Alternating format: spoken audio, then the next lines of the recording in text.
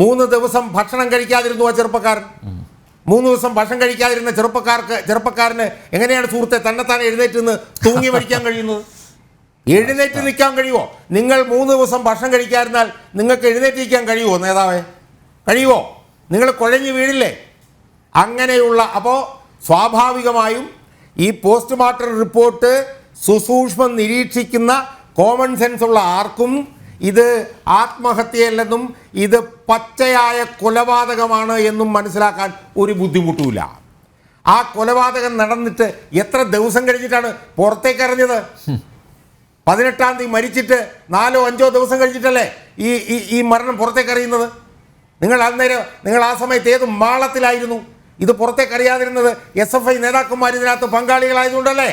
തെളിവ് നശിപ്പിച്ചു, അത് മാത്രമേ ഇതെല്ലാം മൂടി വെക്കാനും ശ്രമിച്ചു. എന്നിട്ട് ഇപ്പൊ 18-ാം തീയതി മരണം നടന്നു കഴിഞ്ഞ് ഫെബ്രുവരി 2-ാം തീയതി ആയപ്പം കുറെ പിള്ളേരെയും വിളിച്ചുകൊണ്ട് നേതാക്കന്മാർ വന്നിരിക്കുന്നു. വളരെ ഗംഭീരമായിട്ടുണ്ട്. ഞാൻ ഇങ്ങോട്ട് വരുമ്പോൾ ഞാൻ കേട്ടു, അതിൽ ഒരു MSFകാരൻ, അതാണ് എനിക്ക് ഏറ്റവും ഇഷ്ടപ്പെട്ടൊരു കാര്യം. ഒരു MSFകാരൻ പറയാണ്, ക്യാമ്പസ് ഫ്രണ്ടിന്റെ നേതാവാണ്. അല്ല, ഒരു MSFകാരൻ പറയാണ്, എന്നെ നാട്ടിൽ അന്വേഷിക്കൂ, ഞാൻ MSF ആണ്. പക്ഷെ നിങ്ങൾ ഒരിക്കലും ഇത് രാഷ്ട്രീയ MSFകാരന്റെ ചോര നിങ്ങൾ SFIക്ക് വേണ്ടി അങ്ങനെ തിളയ്ക്കുകയാണ് നേതാവേ. ഏതായാലും ഗംഭീരമായിട്ടുണ്ട് നിങ്ങളുടെ ഈ പരിപാടി, ഗംഭീരമായിട്ടുണ്ട്. ഇതൊക്കെ നല്ലപോലെ മനസ്സിലാകുന്നുണ്ട് ആളുകൾക്ക്. അയാൾ പറയുകയാണ്, എൻ്റെ നാട്ടിൽ ചെന്ന് ചോദിക്കൂ, ഞാൻ SFI ആണ്, MSF ആണ്. പക്ഷേ SFIക്കാരെ ഇതിനകത്ത് ഉൾപ്പെടുത്തുന്ന രാഷ്ട്രീയമായിട്ടുള്ള ആ പണിയുണ്ടല്ലോ, അതൊരിക്കലും ചെയ്യരുതെന്ന് പറഞ്ഞിട്ട് ആ കൂടെ നിൽക്കുന്ന SFIക്കാരെക്കാൾ അത്യാവേശപൂർവം ഇതൊക്കെ നിങ്ങളെ സത്യം പറഞ്ഞാൽ സമ്മതിക്കണം നിങ്ങളെ കേട്ടോ. പക്ഷേ ഇതെന്താ പറ്റിയെന്നറിയാമോ?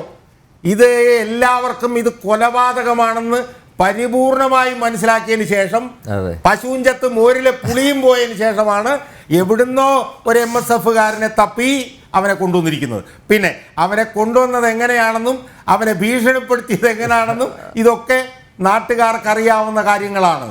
ഇത് നിങ്ങൾ SFIക്കാർ എല്ലാ സർവകലാശാലകളിലും എന്താണ് ചെയ്യുന്നതെന്നൊക്കെ ഇന്ന് പഴയ പോലൊന്നും അല്ല എൻ്റെ നേതാവേ. ഇതൊക്കെ എല്ലാവർക്കും മനസ്സിലാകും. ഈ സാമൂഹ്യ മാധ്യമങ്ങളുടെയൊക്കെ കാലഘട്ടത്തിൽ നിങ്ങൾ ഓരോ സർവകലാശാലകളിലും കാണിക്കുന്ന പേക്കൂത്തുകൾ എല്ലാവർക്കും അറിയാൻ കഴിയും. നിങ്ങളുടെ സംസ്ഥാന സെക്രട്ടറി കേരളത്തിൻ്റെ ഒരു ഗവർണറെ തെമ്മാടി, ചെറ്റ എന്നൊക്കെ വിളിക്കുന്നത് നമ്മൾ കണ്ടതാണ്.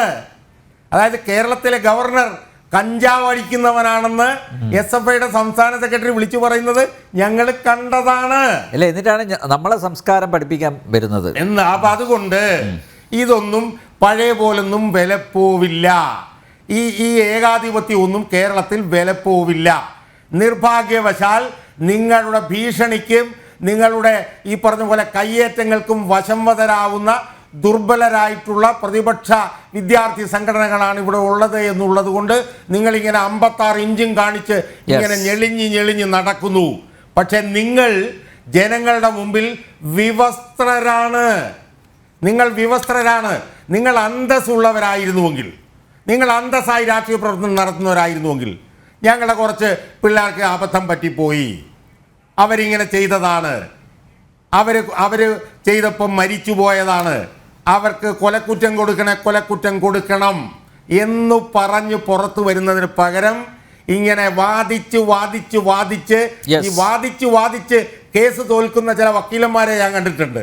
അതുപോലെ ഈ വാദിച്ച് കേസ് തോറ്റ് ജീവപര്യന്തം തടവ് ശിക്ഷയിൽ നിന്നും തോറ്റ് പിന്നെ കൊലക്കുറ്റം വരെ കിട്ടുന്ന നിലയിലേക്ക് കേസ് നിങ്ങൾ വാദിച്ച് ഓരോ ദിവസം കഴിയുമ്പോഴും തോറ്റുകൊണ്ടിരിക്കുന്ന വക്കീലന്മാരെ പോലെയാണ് നിങ്ങൾ മനസ്സിലാക്കേണ്ടത്. നിങ്ങൾ പിള്ളേരാണ്.